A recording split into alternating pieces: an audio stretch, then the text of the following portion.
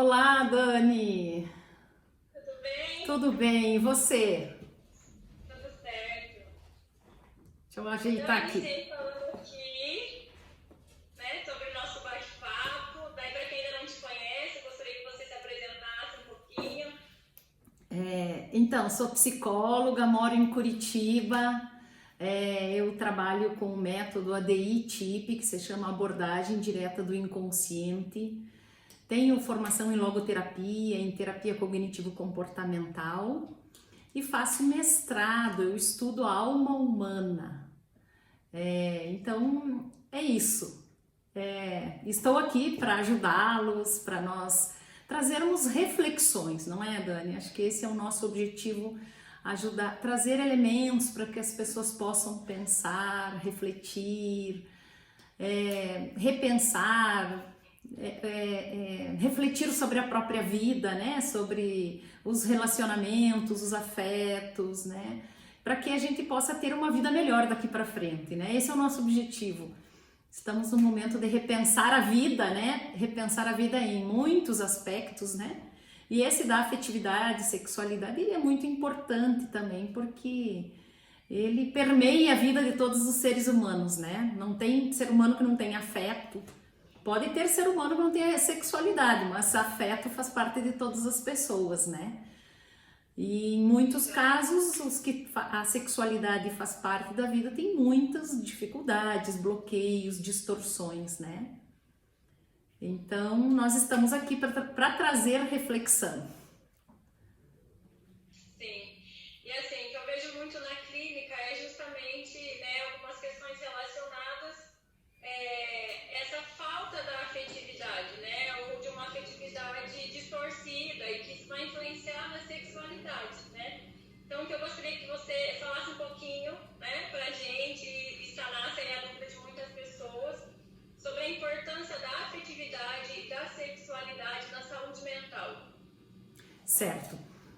Veja, Dani, é tão importante, sabe, o que eu vejo nas pessoas, que quando elas não estão bem afetivamente, tudo não está bem, né? A pessoa fica mal, ela não produz, ela perde a produtividade, a concentração. Quem já teve uma dificuldade afetiva ou brigou com seu companheiro, com a sua companheira, percebe que como depois foi para o trabalho, não rendeu, não estava legal, fica uma angústia, fica uma coisa ruim, né? Então, para ver o quanto essa área é importante para todos nós. E as pessoas não se dão conta, né? Muitas vezes as pessoas cuidam de ir no salão, de ir no barbeiro, de cuidar da roupa, de cuidar para ficar bem, mas não cuidam dos afetos, não investem nesta dimensão, não é? Então, eu acredito assim, fico tão contente de poder estar aqui e estar falando sobre isso num domingo às 5 horas da tarde, né? Quem diria que nós estaríamos aqui fazendo isso, né? Às vezes era a hora do passeio, era a hora de ir no salão, era a hora de ir no shopping, cuidar de coisas materiais, não é? E aí nós estamos aqui para ajudar as pessoas justamente a perceberem quanto isso é determinante, né? Na vida, na área social, na área profissional, faz muita diferença e as pessoas precisam. Amar é a nossa vocação primeira. Nós somos feitos para o outro, para estar com o outro. E quem tem um relacionamento, quem tem um companheiro, quem tem uma companheira, quem tem um namorado, uma namorada, enfim, fez uma escolha de viver uma vocação de um relacionamento para facilitar a vida do outro, não é? E quando afetivamente, sexualmente não está bem, este sentido ele estremece. Nós saímos do nosso sentido, do nosso propósito, primeiro, que é amar, que é a escolha de vida que nós fizemos, não é? Nós fizemos um compromisso de amar, de cuidar, de facilitar a vida dessa pessoa. Então, muitas vezes eu vejo que as pessoas, elas não sabem a importância que tem isto, sabe? As pessoas, na verdade, se você for ver, se preparam para casar arrumam casa, arrumam roupa, arrumam viagem, arrumam igreja, mas não arrumam a si por dentro, não é? Então agora, daqui para frente, as pessoas estão reorganizando a vida. E eu acredito que reorganizar o ser, ele é importantíssimo, né? E é para isso que nós estamos aqui, para ajudar as pessoas a olhar para o ser, a olhar para dentro, a perceber essa importância, né, dos sentimentos, dos afetos, desse compromisso que um tem com o outro, né, na vida afetiva, na vida do matrimônio, na vida desse compromisso a dois, né? Então faz muita diferença a vida estar bem. As pessoas muitas vezes deixam para arrumar quando já não tem mais, não tem mais o que fazer ou já chegou no limite. Não é? As pessoas nos procuram ajuda muitas vezes quando se esgotou muito, né? Então não deixar ficar, não deixar cair no caos, né? Não é? E temos que estar arrumando, como se arruma o cabelo, como se arruma o corpo, como cuida da roupa, cuidar dos sentimentos, cuidar dos afetos, cuidar dos relacionamentos, né? Sim, é que o autoconhecimento, ele é básico, né? Mas infelizmente é algo que a gente não aprendeu desde criança, a necessidade de olhar para isso, né? De se compreender, de entender ali quais são as raízes, né? De muitas coisas, de muitos comportamentos. E assim, quando eu falo da DI para alguns pacientes ou para familiares, eles têm uma série de dúvidas, né? Em relação às questões.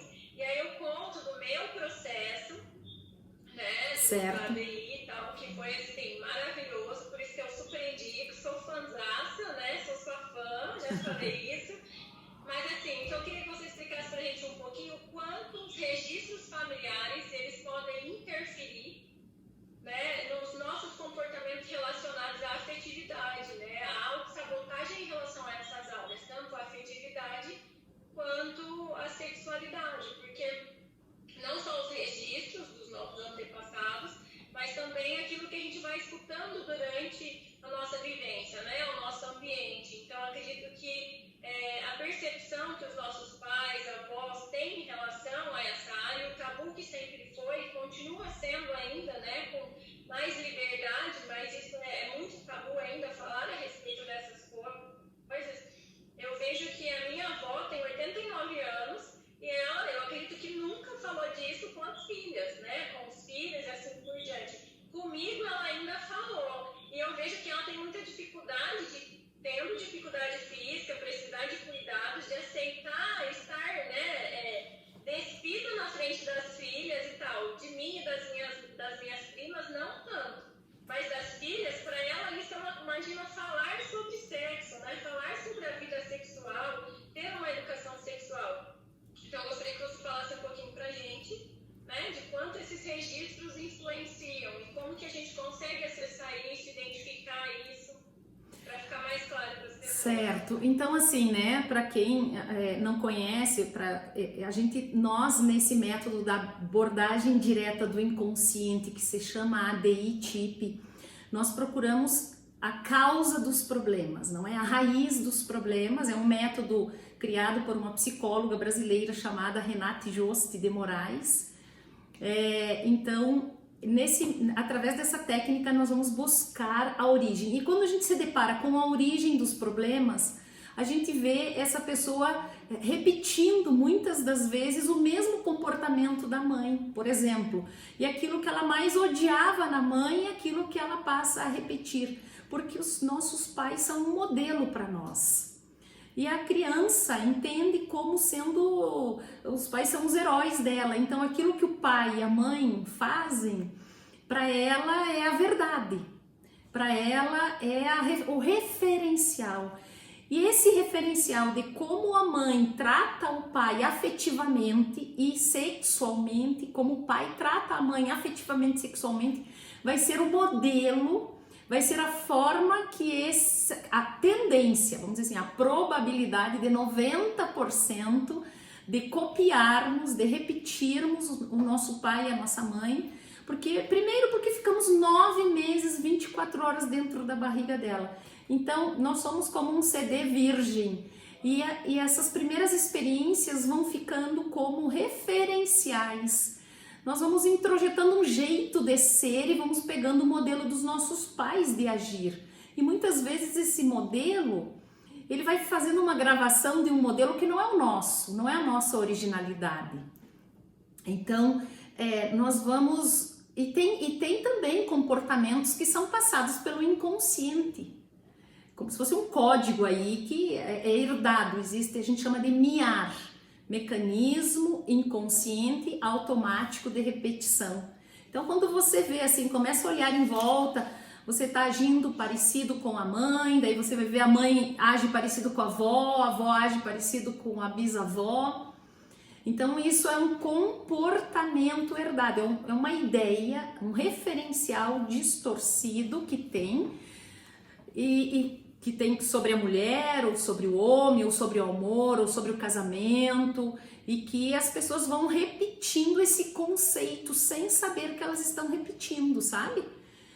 Então isso que a gente chama de MIAR, mecanismo inconsciente automático de repetição. E quando a gente... Pode falar. Pode falar. Não, e quando isso acontece, na maioria das vezes, as pessoas, né, não têm o autoconhecimento para identificar que existe ali algum problema que ela não dá conta de resolver, né? Porque geralmente, assim, até um exemplo do que aconteceu comigo. Às vezes eu percebi algum comportamento que me trazia sofrimento, me gerava um conflito interno, mas eu sozinha não conseguia identificar a raiz daquilo. Mas, e algumas vezes o comportamento ele não era coerente com a situação com que acontecia, né? Racionalmente a gente sabia, não tem funcionalidade isso, não tem nada a ver com o que está acontecendo, eu preciso identificar de onde ele vem, mas esse acesso, na maioria das vezes, a gente precisa de uma ajuda profissional, sim, né? Para identificar e para que a gente faça essa ruptura, né? Essa quebra desse registro e positive isso daí e mude, né? Inclusive o comportamento. Então acho que isso que é importante também as pessoas entenderem, né? Porque dentro de um relacionamento, eu vejo muito isso na clínica também. Dentro de um relacionamento, o que mais acontece, e eu não sei você aí, mas aqui eu tenho visto que tem aumentado muito, né, as queixas relacionadas à questão da sexualidade, né, diminuição da libido, ejaculação precoce e assim por diante.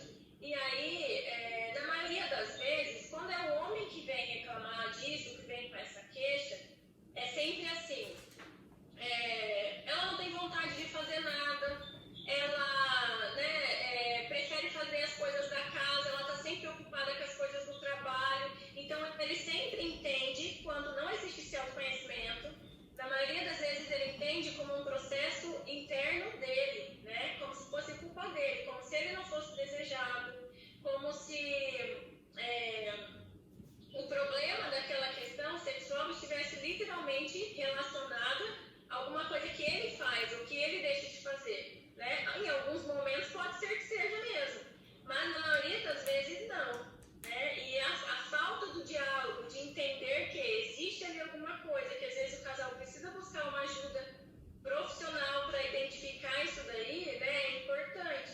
Que até uma das questões, né, que eu acho que a gente poderia abordar, aquilo que a gente conversou e que te mandaram a pergunta, né, Lisiane, de que muitos casais também colocam a sexualidade no segundo plano, né, para viver como se fosse algo desnecessário, para viver as coisas do divino, né, para correlacionar essas questões como só a questão de Deus, mas sem buscar na ciência o que né, elas podem fazer para melhorar essa condição.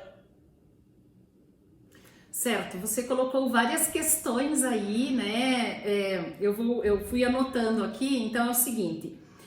Primeira coisa que você disse, que na clínica tá aparecendo muitas questões de falta de libido, ejaculação precoce, disfunção erétil, não é? Muitas dificuldades nesta área. E se nós formos ver no século 21, tudo é liberado, tudo pode, não é? Hoje você tem liberdade para tudo.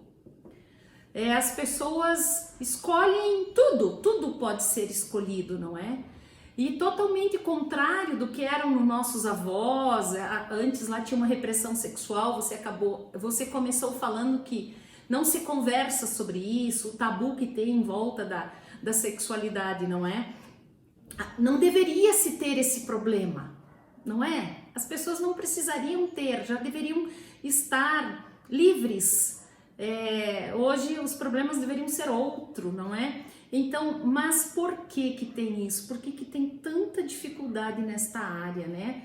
Porque as pessoas cresceram sem uma orientação, as pessoas cresceram sem um conhecimento do que é essa área. Cresceram com traumas, com condicionamentos, com bloqueios, com medos, com angústias. Cresceram com ideias distorcidas sobre o sexo, não sabe o que é o sexo dentro de um relacionamento, não sabe o que é o amor dentro de um relacionamento, qual é o lugar do amor, qual é o lugar do sexo, qual é o lugar da afetividade, né? Mas então o estilo de vida que as pessoas têm hoje, justamente por não priorizar o ser, elas priorizam muito o ter, e nisso acaba, por exemplo, caindo num cansaço, num estresse, numa fadiga. Então isso é uma das questões que está gerando muito, não deixa as pessoas se desligarem. Sempre o mais importante são as outras coisas materiais, não o seu ser nem o ser do outro, não é? Uma outra coisa é que as mulheres não conseguem ver, tem muitas mulheres que têm dificuldade de associar o sexo ao amor. Então, e aí tem uma grande distorção em volta disso, que vem dos antepassados, que às vezes pode estar vindo da infância, da gestação, onde ela aprendeu, ela pode ter sido abusada, ou às vezes a mãe tinha um bloqueio e passou para essa filha. Então sempre a ideia de que o sexo não é amor por causa de algum trauma. Então se sexo não é amor, o homem quando quer sexo, quer usar a mulher, então toda vez que o homem procura ela para o sexo, ela se sente usada, porque não é amor. Agora, o homem também, para ele foi educado como amor é sexo. Amor não é sexo, não é amor. Para ser amor, né, precisa ter o amor efetivo e o amor afetivo, que é o amor que cuida do outro, que pensa no outro, que facilita a vida do outro. Então, faltou essa educação, tanto para o homem quanto para a mulher, para explicar o que é o amor, né? O que é o afeto. E o sexo é o transbordamento desse amor no físico. Então, muitas vezes está faltando o amor efetivo e o afetivo entre os casais. Então, os homens têm dificuldade de expressar o amor afetivo e efetivo, e isso faz com que a mulher interprete que ele quer só sexo. E para ela, muitas vezes, o conceito de sexo é algo negativo. Então, aí ela se fecha para isso também. Claro que é uma dificuldade, ela não precisa se fechar. Ela precisa, na verdade, ela precisa de ajuda, né? Ela precisa ser ajudada para desbloquear tudo isso e viver na plenitude. E ele também compreender o que é o amor, compreender o que é afeto, o que é o sexo, como que esse amor acontece nessa dinâmica, é uma dinâmica, não pode estar um separado do outro, não é? E os homens não aprenderam isso, como as mulheres também não aprenderam, não tem culpados, os dois são vítimas, né, de uma educação, de uma formação que não souberam dar como deveria ser. Por isso a nossa obrigação, Dani, de estar aqui falando sobre isso, sabe? Eu estou organizando um curso para ajudar os pais a ensinar sobre sexualidade para os filhos, né? Como introduzir a sexualidade, assim, de uma forma simples, de uma forma com uma linguagem acessível, sabe? Porque as pessoas vão crescendo e ninguém ensina e vão aprendendo com a prática, e vão aprendendo com pornografia e a coisa continua sendo distorcida. Quanta tecnologia, quantas mudanças, olha o que nós estamos fazendo aqui. E as pessoas vivem dificuldades nessa área da sexualidade às vezes tão igual ou pior que os nossos bisavós, né? Então não é justo as pessoas viverem desta forma, sabe? E essa questão também das questões, às vezes que as pessoas... Tem muitas pessoas que têm dificuldade, justamente porque tem bloqueio, se escondem atrás, se justificam muitas vezes atrás de uma ideia religiosa. Lá atrás, na infância, os pais não tinham argumentos e diziam que era pecado, que era errado, que o sexo era uma coisa errada, que o sexo era pecado, e que se visse alguma criança se masturbando, Deus ia castigar, ou tocando nos órgãos genitais, enfim, qualquer coisa nessa área era errado, né? Então as pessoas continuam com esses conceitos distorcidos e se justificam muitas vezes numa questão espiritual ou divina, que é pecado, que não pode, que é errado, né? Então, e aí, como se sexo não é algo de Deus. Sexo é sim de Deus, foi Deus que criou o sexo. Vocês já pensaram que a de mais importante para Deus é o ser humano? Qual é o jeito que ele fez para criar um ser humano? O sexo, não é? Então tem que ser algo muito divino, esplêndido, não é? E não é, e as pessoas distorcem, não conseguem viver na plenitude, sabe? Essa dimensão aí, por causa dos traumas. Então é possível se libertar desses traumas, é possível ser livre nessa área, entender, viver o propósito verdadeiro dessa dimensão que está na vida de cada um, sabe? Sim, eu tenho até um exemplo, né, para ilustrar isso que você está mencionando. Então, assim, eu tenho liberdade, tenho autorização para falar sobre isso, né? Óbvio que não vou falar o nome da pessoa, mas eu tenho uma paciente, ela foi encaminhada por um psiquiatra com síndrome do pânico, né?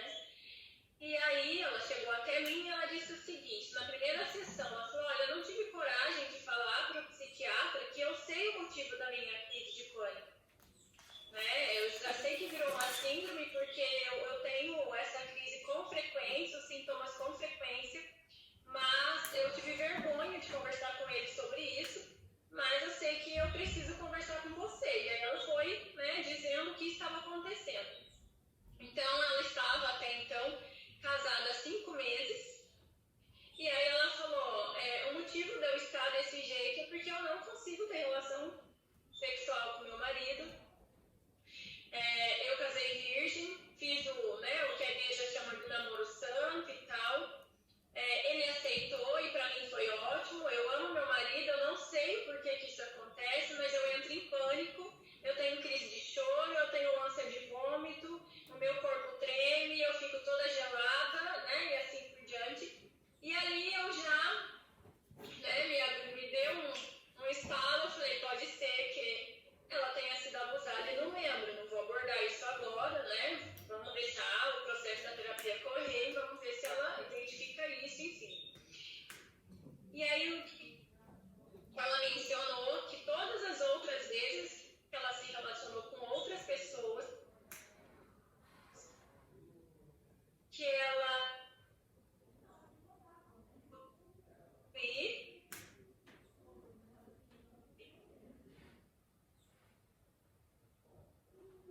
Oi, Dani, acho que travou a sua internet. Oi, acho que a sua internet travou. Ai, Voltou. Voltou? Até que parte que você ouviu para não repetir tudo de novo? Você falou que ela tem um pânico e que talvez ela pudesse ter uma história de abuso. Até aí. Tá. E aí o que aconteceu? Então eu não mencionei isso, foi só um estalo que me deu e deixei, né, o processo correr. E aí ela foi me relatando o seguinte, eu fui questionando nos outros relacionamentos se ela, né, quando ela se relacionou com outras pessoas, mesmo sem ter relação sexual, se ela havia sentido isso. E o que ela mencionou aqui, ela tinha tido outros 2 namorados, mas que quando ela identificou que o relacionamento estava evoluindo e que eles iam tentar ter relação sexual com ela já se sabotou nas 2 vezes. Uma ela aprontou para que o cara sumisse e a outra ela fez de tudo para que, quer dizer, ele desistiu, mas também das formas com que ela agiu, né? E aí o que aconteceu? Ela casou, esse aceitou. casou, e aí, quando foi para acontecer, ela começou a ter todas aquelas reações. E no processo a gente fez, né, foi fazendo algumas técnicas e tal, e em algum momento ela lembrou de algumas cenas e tal, ela teve um sonho, enfim, ela lembrou nesse sonho que ela havia sido abusada pelo avô, né, me perguntou se aquilo era verdade, eu expliquei que o cérebro não sabe a diferença de real e imaginário, que tudo aquilo que a gente sonha, né, o organismo ele vai se manifestar, ele vai apresentar reações fisiológicas, até porque o conteúdo do sonho não era um conteúdo prazeroso, não era algo positivo, mas que se isso fosse real, né, ela ia ter flashes de memória daqui para frente e tal, e que, consequentemente, ficaria muito mais claro isso para ela. E foi o que aconteceu nas próximas semanas, e aí ela resolveu conversar com a mãe, né, e perguntar, olha, estou em processo de terapia, lembrei de algumas coisas e eu quero que você me conte a verdade.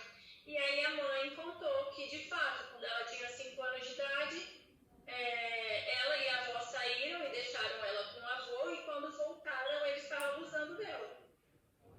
Então, assim, ela não lembrava de nada, o inconsciente bloqueou, porque com certeza, né, foi um impacto emocional muito grande, uma dor física e emocional, o inconsciente bloqueou e ela não sabia o porquê das reações, mas o registro estava lá, né? Então, mediante a qualquer estímulo, a um gatilho, o organismo, e o que aconteceu nesse processo? Ela foi generalizando várias coisas.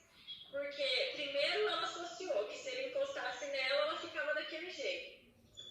Ela também associou que, quando ele tomava vinho, ela já sabia que ele ia tentar ter relação sexual com ela. Um dia, no estacionamento do mercado, eles pararam no mercado para fazer compras e tal, para o final de semana, e ele falou, vou comprar vinho. Na hora que ele falou, vou comprar vinho, ela já começou a ter todas as reações fisiológicas, aí ela associou que ela não poderia mais ir ao mercado. Né? Mas a relação não tinha nada a ver com o mercado em si, é que aconteceu ali, mas o estímulo era o vinho, que ela já associou que ele ia tentar e ela ia ter todas aquelas reações de novo, né? Então foi desencadeando uma série de coisas. É bem provável aí, Dani, sabe o que acontece? É importante que a gente fale isso aí, porque as pessoas precisam compreender. Ó, veja, o trauma dessa menina, então, o vô é uma pessoa de casa, tem intimidade com ela, é uma pessoa que representa um afeto, um doce, tudo, e que ela confia plenamente. Então, se o meu avô tá fazendo isso, o que os outros homens não vão fazer? Então, ela faz uma generalização. O inconsciente generaliza que todos os homens são maus igual ao vô. Então, quando o marido dela vai tocar nela e pode até tocar ou expressar um desejo de uma intimidade, ela se fecha e vem todos os sentimentos que ela teve lá com o vô, né? E aí ela entra em pânico, tem outros sentimentos, cada um tem um sentimento. Agora, é isso que eu também quero dizer, esse esposo não conhece isso. Não sabe que ela tem um trauma. E na maioria das vezes o homem faz uma interpretação de que o problema é ele. De que ele não é capaz de dar prazer para ela. De que ele tem algum problema. Aí ele pode até, a bebida, o vinho vem, às vezes até para dar coragem para ele de se reaproximar dela. E se ele tem um trauma, se ele foi abusado também, que é comum os homens terem sido abusados também na infância, porque não cuidavam, não tinha-se um cuidado como cuidam hoje. Hoje cuidam até demais das crianças, né? Assim, de não deixar nada, não pode fazer nada. Então, ele muitas vezes entende que é por causa dele o problema. O problema não é ele, veja, é um trauma que ela tem. Então, as pessoas precisam entender isto. E ele geralmente traz como sendo ele o problema, como eu estava dizendo. Aí cria uma série de fantasias, sabe?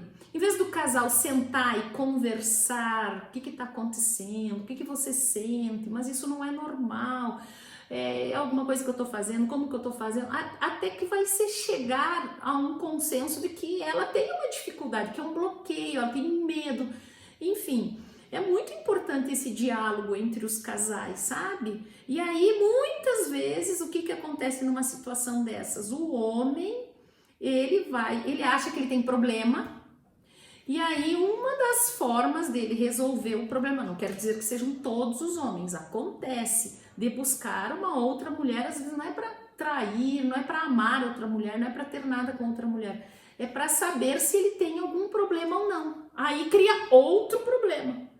Aí tem o terceiro, tinha o dela da infância, tinha o dela com ele, tinha o dele achando que ele era o problema. E aí vem o quarto problema, que é ele procurando outra mulher para resolver um problema, entendeu? São 4 problemas numa situação só, e aí embola tudo, você faz ideia o que acontece num relacionamento desses, sabe?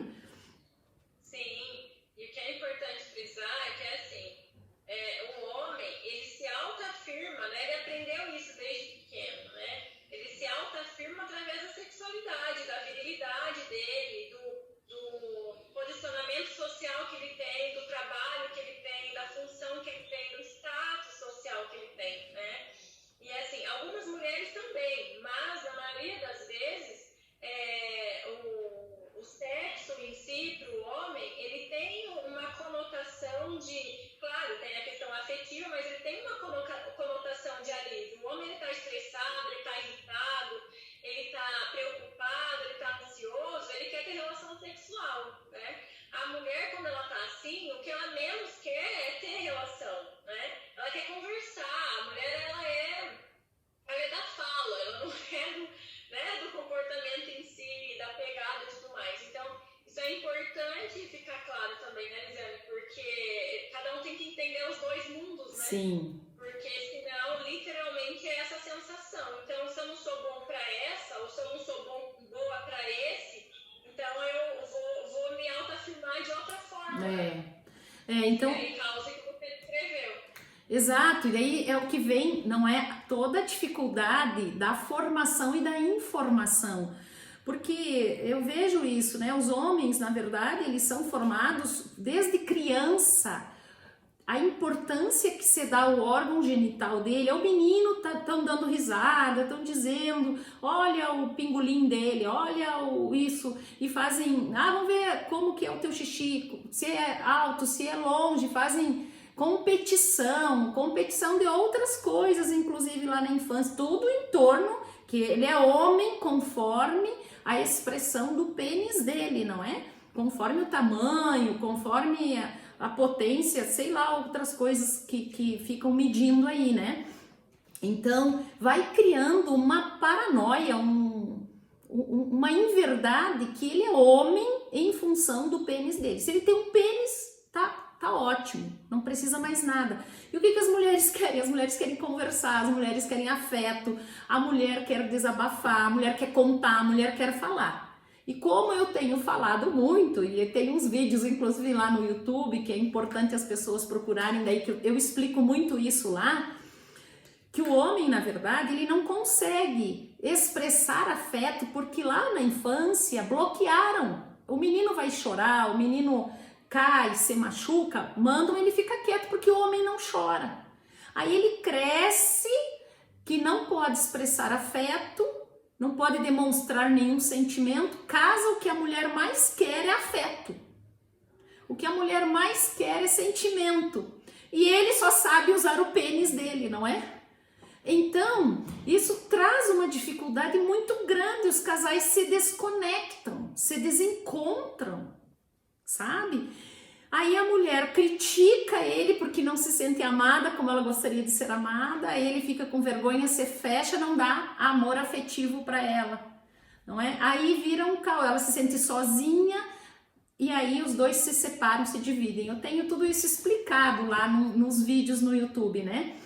Gostaria que depois eu vissem isso lá para aprofundar mais. Mas voltando, é exatamente isso que acontece. Aí ele acha, o homem acha que tudo gira em torno do pênis. Chega uma certa idade e ele tem algum problema nesta área, uma ejaculação precoce, uma impotência, uma doença, acaba o mundo desse homem. Então, ele não pode colocar tudo no genital, no sexo. O sexo não é tudo, o sexo é um detalhe do relacionamento. Mas tudo isso precisa de esclarecimento, precisa desse momento nosso aqui. As pessoas precisam se encontrar para poderem viver de forma harmoniosa. A harmonia é só conhecimento, é só conhecer. Aí o homem tem muita dificuldade de conversar, de dialogar, de abrir, de falar dos seus sentimentos. Porque isso é coisa de mulher e ele tem às vezes que manter uma masculinidade para ela, que ele tem que mostrar e daí fecha. E a mulher quer carinho, quer conversa e o homem quer toque, então eles se desencontram. Sim, ó, aqui a Fernanda colocou algo assim bem pertinente a uma questão que a gente colocou aqui que dá para aprofundar. Ela colocou assim, que muitos homens e mulheres vivem um extremismo religioso, né, e extremo moralismo induzido pela família e os valores, e nos bastidores vivem uma vida promíscua, né? Isso de fato acontece muito. E outra coisa que é importante frisar é que assim, eu sou cristã, eu super, né, sou adepta a tudo isso, mas Deus também criou a ciência, né? Então essa dificuldade, eu vejo muito isso de pessoas que eu converso da igreja, faço parte, né, de grupo de oração e assim por diante. Então atendo muitas pessoas, converso com muitas pessoas relacionadas a isso. E assim, quando vai se falar lá de uma pessoa que tem o vício da masturbação, por exemplo, que vai ocasionar ejaculação precoce, né, disfunção erétil e tudo mais, então assim, se vê pelo lado de tudo aquilo que é pecado. Eu não estou questionando isso, está escrito na Bíblia, não é isso que eu estou questionando. Mas existe algo chamado ansiedade, que o excesso de ansiedade vai fazer com que as pessoas tenham comportamentos disfuncionais. E esse é um deles, né? Então a compulsão pelo sexo, pela masturbação e tudo mais, e se a pessoa ela não tem autoconhecimento e ela não tem informação em relação a isso, ela vai só acreditar que ela é impura, o quanto ela é inadequada, isso vai gerar mais ansiedade e vai ficar nesse ciclo vicioso, né? Então buscar ajuda, então entender que quando a gente fala de questões divinas é oração, né? É orar e agir, é ter uma ação para conseguir resolver aquele problema e que muitas vezes não se resolve fazendo oração, né? Não questionando o poder de Deus, não é isso que eu estou dizendo, mas muitas coisas se resolvem com medicamento, com terapia, com, né, uma série de outras coisas que está aí à disposição para resolver essas questões, né? E também a questão assim de, eu não estou bem, eu não tenho libido, então vamos fazer oração, deve ser alguma coisa do mal.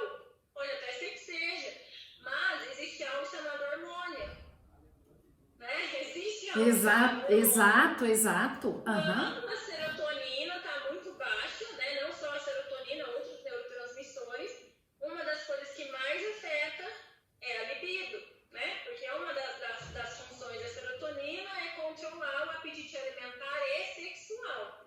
Então, quando está muito baixo, nós temos muito desejo por ingerir doce, né? Carboidrato, que vai liberar serotonina na corrente sanguínea, acionar a área de prazer do cérebro e, consequentemente, a libido, né, tá lá embaixo. Então, entender isso é importante, né? Existem outros meios de resolver o problema que não se culpar e se sentir extremamente inadequado por conta disso.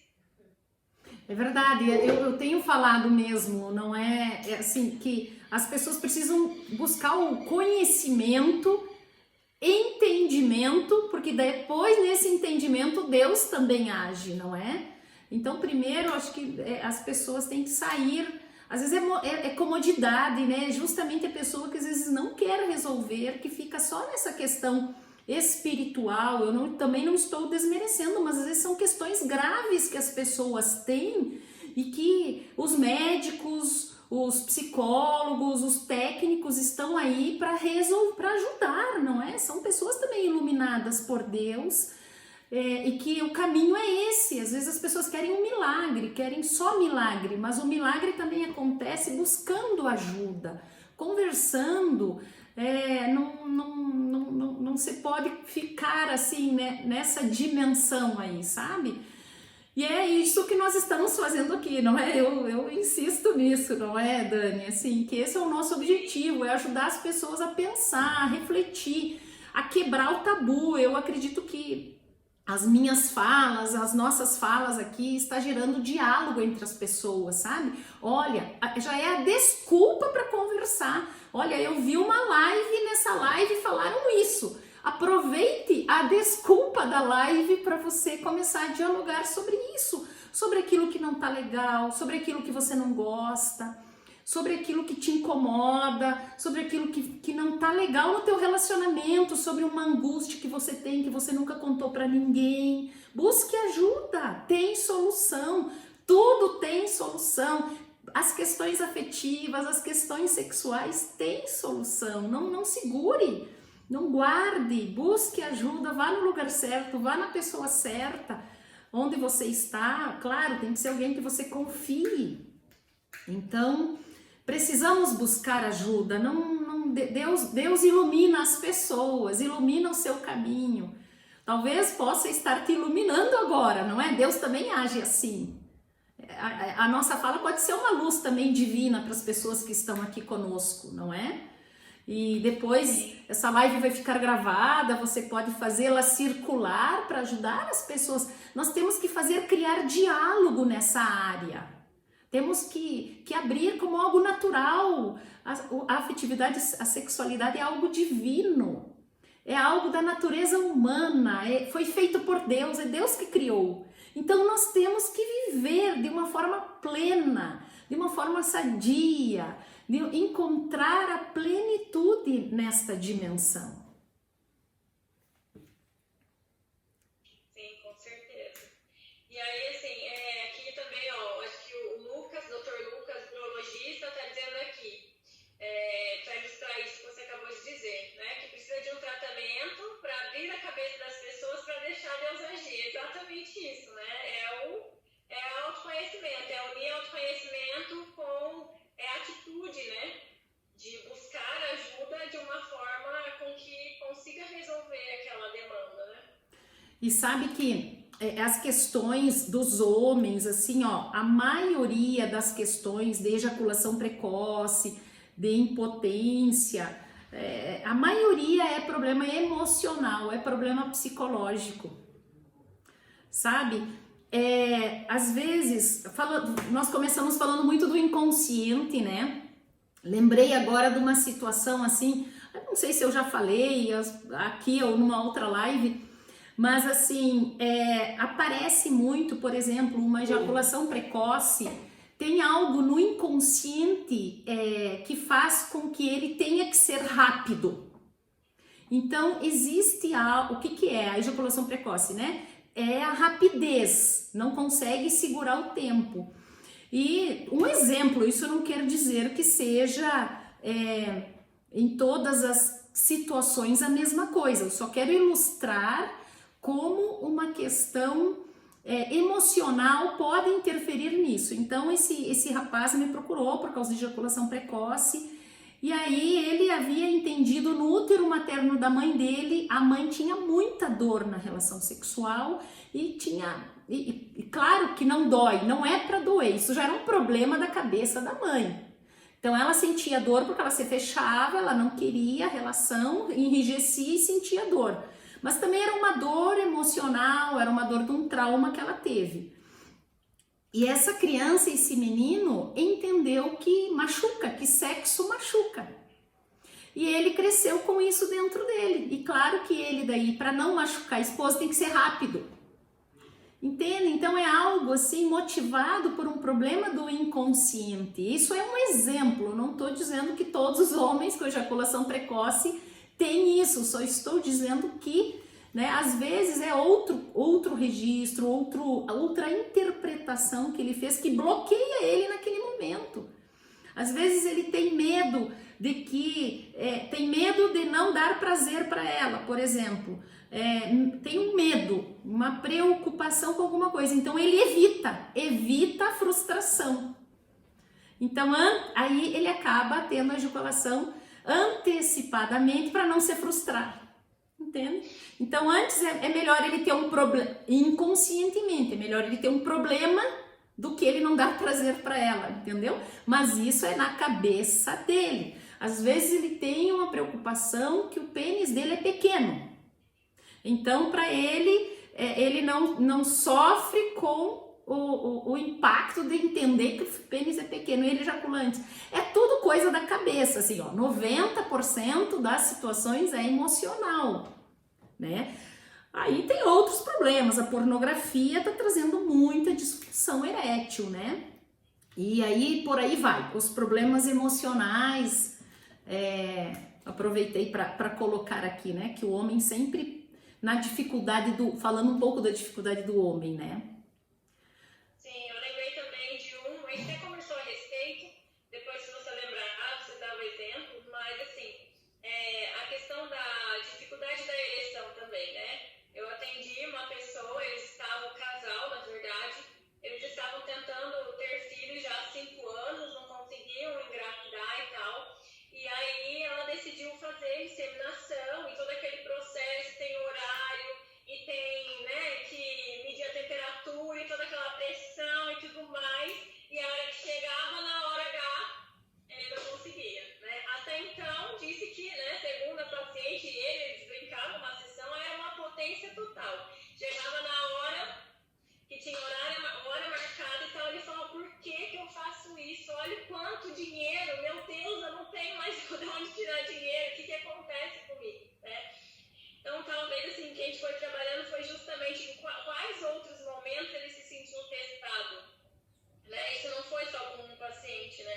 Em qual outro momento ele se sentiu testado e teve medo de não dar conta da situação? Então, a trava, né, pode ser que venha daí, é muito comum, né? E ele foi lembrando várias vezes que ele foi testado. Quando ele foi prestar um concurso, quando ele teve uma situação de família e que ele foi colocado à prova e que ele se travou e não conseguiu falar nada, né? E assim por diante. Então, isso é muito comum também, né, Lisiane?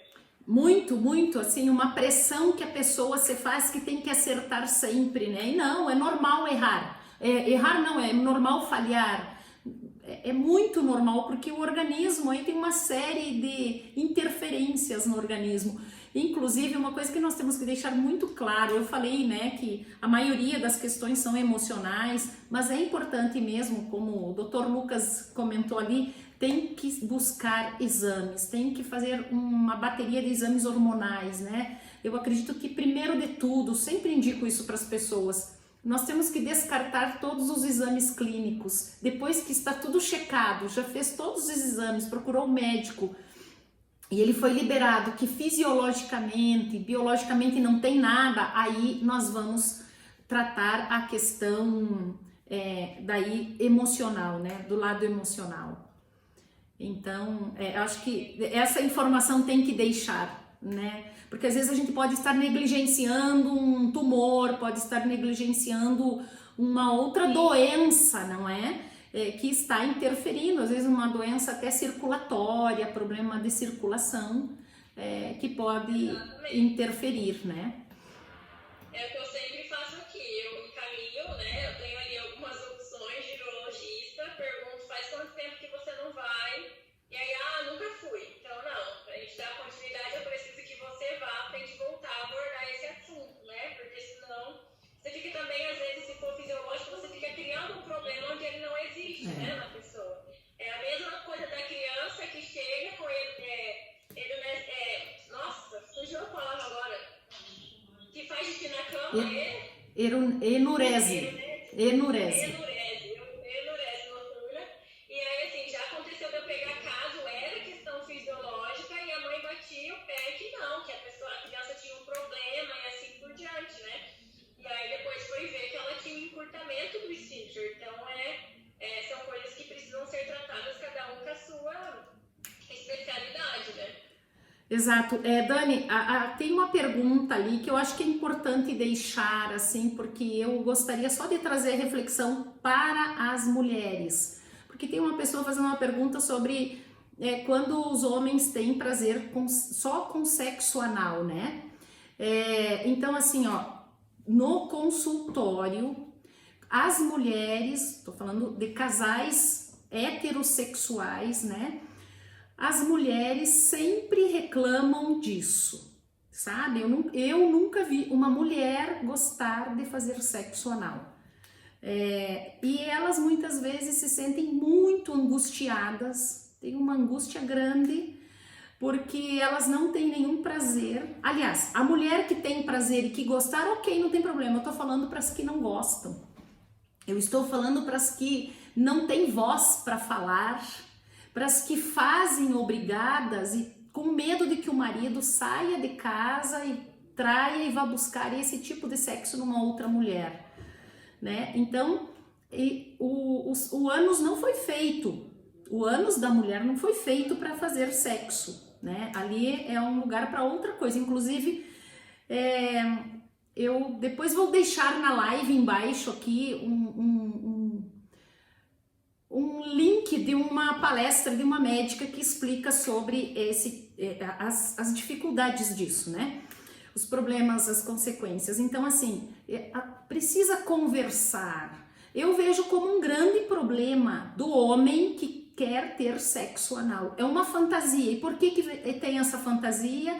E da onde essa fantasia vem? Em algumas situações, pode ter sido de abuso sexual na infância, uma fantasia que tenha ficado, né? Não tem nada a ver com homossexualidade, mas tem um trauma ali que não está resolvido ainda.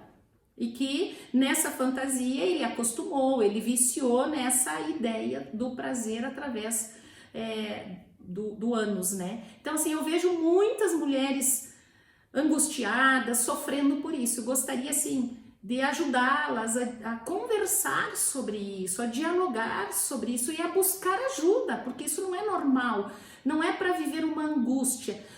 Casamento não é uma clínica psiquiátrica que as pessoas se internam para viver certas patologias, certas fixações, certos desvios, certos problemas, não é nessa área. Não é porque tá casado que tem que aguentar tudo. Não, precisa de ajuda, precisa dialogar e precisa de ajuda.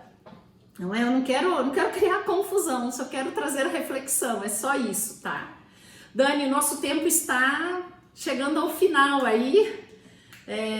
Acho que é um assunto que nós precisamos talvez voltar num outro momento, porque você pode ver que são aspectos, tem muito mais aspectos para falar dessa área, tem muito mais dúvidas, né? Então... Sim, com certeza. Acho que a gente pode até deixar aqui, né, um parênteses, aberto aí, para que o pessoal mande pra gente, né, o que eles gostariam que a gente abordasse nessa continuidade relacionado a esse assunto, né? Porque, de fato, existem várias outras coisas. E relacionado a essa questão, né, que você mencionou, também identifico muito isso na clínica. E é essa dificuldade que as pessoas têm, não só as mulheres, mas o ser humano como um todo, de se posicionar. Né? Porque, assim, se a pessoa está com você, me corrija se eu estiver errado, se ela estiver com você e você não puder dizer o que você gosta ou não gosta, desculpa, esse relacionamento ele é muito disfuncional, ele é abusivo. Exatamente. Relacionamento abusivo, talvez relacionamento abusivo é algo que a gente possa falar, porque é algo que eu vejo muito na clínica também. Exatamente isso. Eu quero abrir a voz, né? Eu quero dizer que tem que se conversar, tem que se dialogar. Por isso que as pessoas têm dificuldade de dialogar. Então a nossa live é para ser uma desculpa, uma motivação para abrir o diálogo entre os casais, entre os namorados, não é? Grava a live, convida, vamos assistir essa live. Eu vou colocar essa live no YouTube também lá. Então, para que as pessoas convidem alguém, olha, a gente precisa, vamos dialogar, vamos escutar, vamos ver o que a gente pode melhorar. Muito bem, Dani, acredito que... Eu super te agradeço de novo, né? E aí, pessoal, manda e já vamos pensar então no relacionamento abusivo, né? É sempre um prazer conversar com você, né? Você contribui sempre muito com a gente. E um super beijo, obrigada. Eu que agradeço, Dani, o convite, né? A confiança.